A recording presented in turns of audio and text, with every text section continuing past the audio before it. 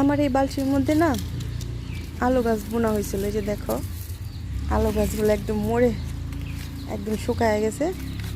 তো দেখি এখান থেকে আলু মালু কিছু পাই নাকি, হয়েছে নাকি আলু, দেখি খুঁজা দেখতে হইব।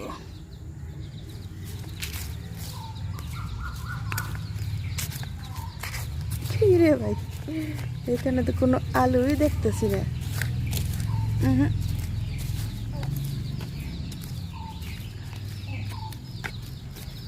না, কোনো আলুই তো হয় নাই, বুঝলাম না কি হয়েছে।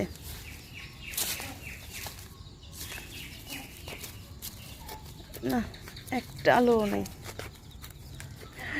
বুঝলাম না কি হলো, নাকি পচা ঠুচে গেছে, গাছগুলো অনেক দিন ধরে শুকনো হয়ে আছিল।